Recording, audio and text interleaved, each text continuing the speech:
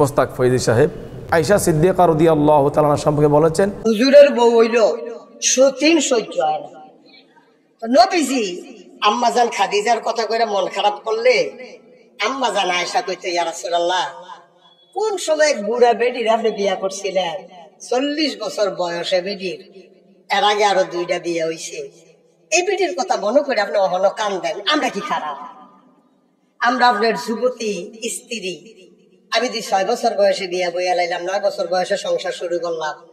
সুন্দর তো মোটামুটি খারাপ না। তা আমার কথা আপনি কোন না, এই বুড়া বেডির কথা হলো নবীজিকে সাবধান। এই ধরনের কুরুচিপূর্ণ শব্দ তা বেমানান। রসুল পাকের সঙ্গে, রসুল পাকের বিবির সঙ্গে তাদের সামনে কথা বলার সময় একটু শালীনতা বোধ নিয়ে কথা বলতে হবে। আসসালামু আলাইকুম ওয়া রাহমাতুল্লাহি ওয়া বারাকাতুহু। ইন্নাল হামদুলিল্লাহ ওয়া সলাতু ওয়া সালামু আলা খায়রি খালকিল্লাহ, আম্মা বাদ। আমাদের এই বাংলাদেশের সাম্প্রতিক কালের একজন ভাইরাল বক্তা, যার নাম মোস্তাক ফৈজি সাহেব, বাংলাদেশের বিভিন্ন জায়গার মধ্যে গিয়ে, বিভিন্ন জেলা উপজেলায় গিয়ে তিনি বক্তব্য রাখেন, সুন্দর বয়ান করেন। কিন্তু সাম্প্রতিক একটা বক্তব্য আমার দৃষ্টিগোচর হয়েছে। রসুল পাক সাল্লাল্লাহু আলাইহি সাল্লামের বিবি উম্মুল মুমিনিন, আমাদের মুসলিম মিল্লাতের যিনি আম্মা জান হযরতে খদিজাতুল কুবরা তাহেরা রাদিয়াল্লাহু তাআলা আনহা সম্পর্কে তিনার কয়েকটি কথা একটু বেমানান হয়েছে।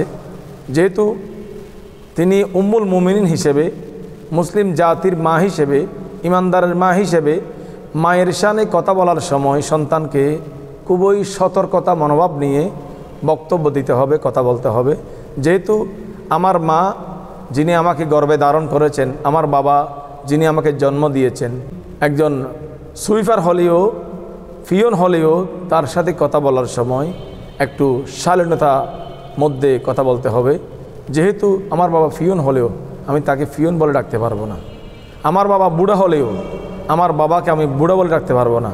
আমার মা বুড়ি হলেও আমার মাকে এই বুড়ি বলে আমি ডাকতে পারবো না। সুতরাং যেই কথাটি আমাদের মায়ের শানে বেয়াদবি, যেই কথাটি আমাদের বাবার শানে বেয়াদবি, যেই কথাটি আমরা আমাদের মধ্যে কাউকে বললে নারাজ হয়ে যায়, রাগান্বিত হয়ে যায়, এমন শব্দ যদি আমাদের উম্মুল মুমিনিন হযরতে খদিজাতুল কুবরা তাহেরা রাদিয়াল্লাহু তাআলা আনহার শানে ব্যবহার করা হয়, তিনি বুড়ি মহিলা, বুড়ি হয়ে গেছে।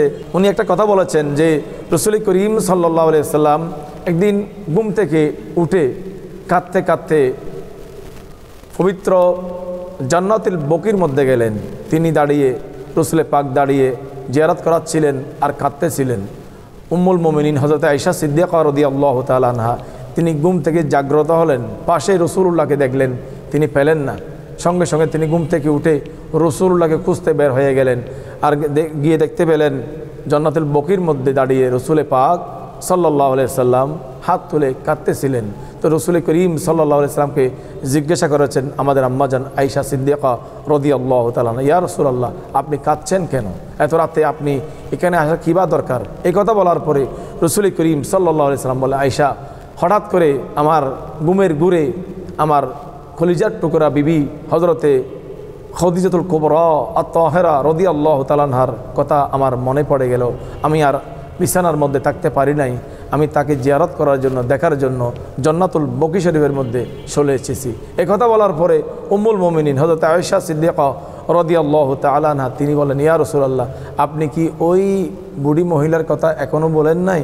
এই কথা বলার পরে রাসূল করিম সাল্লাল্লাহু আলাইহি সাল্লাম মা আয়েশাকে একটু দমক দিলেন, আয়েশা খবরদার, এই কথা দ্বিতীয়বার আর বলবা না।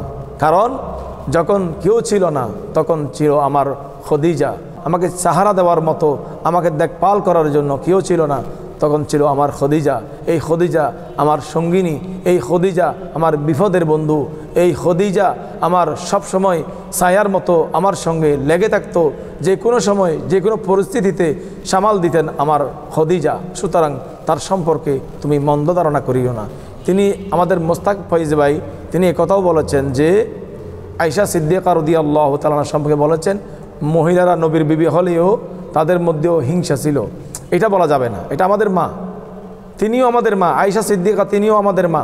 সুতরাং রাসূল পাকের বিবি সম্পর্কে এই ধরনের কুরুচিপূর্ণ শব্দ, এগুলো বেমানান, সম্পূর্ণ বেমানান। এগুলো ধরনের কথা আপনি বলবেন না। আপনার কাছে আমি অনুরোধ করতেছি, এই ধরনের কথা আমাদের নবীজির বিবিগণের সঙ্গে শহীদ, এই ধরনের কথা বেমানান।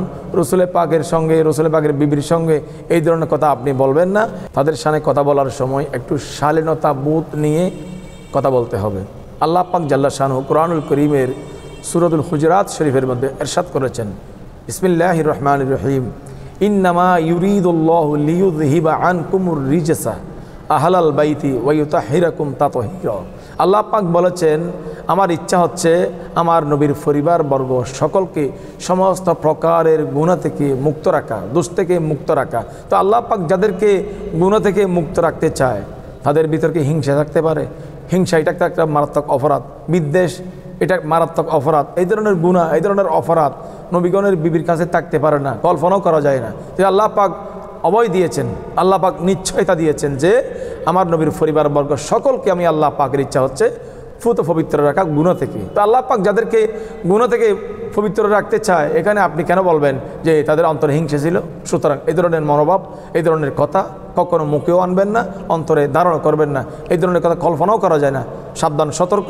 মোস্তাক ফয়েদি সাহেবের কাছে আমার অনুরোধ থাকবে, আপনি এই ধরনের কথা নেক্সট টাইমে কোনো প্রোগ্রামে আপনি এই ধরনের কথা বলবেন না। আপনাকে বয়ানের মধ্যে একটু আমি হেরফাক দেখার কারণে, একটু ব্যতিক্রমধর্মী দেখার কারণে আমি আপনার প্রতি অনুরোধ সুলভ বলতেছি, আপনি এই ধরনের কোনো প্রকারের কথা বলবেন না। বা ওনার মাধ্যমে, মোস্তাক ফয়েজি সাহেবের মাধ্যমে, ওনার বয়ানের মাধ্যমে আমি বিশ্বের মানুষদেরকে, বাংলা ভাষাভাষী মানুষদেরকে বলবো, আপনারাও নবীর বিবিগণের সঙ্গে কথা বলার সময়, তাদের সাথে কথা বলার সময়, তাদের ব্যাপারে কথা বলার সময় সব সময় সতর্কতা ভাব অবলম্বন করবেন। আল্লাহ পাক আমাদের সকলকে রসুলে পাক সাল্লাল্লাহু আলাইহি সাল্লাম এবং তিনার বিবিরা আমাদের আম্মাজানদের প্রতি শতভাগ শ্রদ্ধাবোধ রেখে আমরা তাদের আলোচনা করার আল্লাহ পাক আমাদেরকে তৌফিক এনায়েত করুক। আমিন। আসসালামু আলাইকুম ওয়া রাহমাতুল্লাহি ওয়া বারাকাতুহু।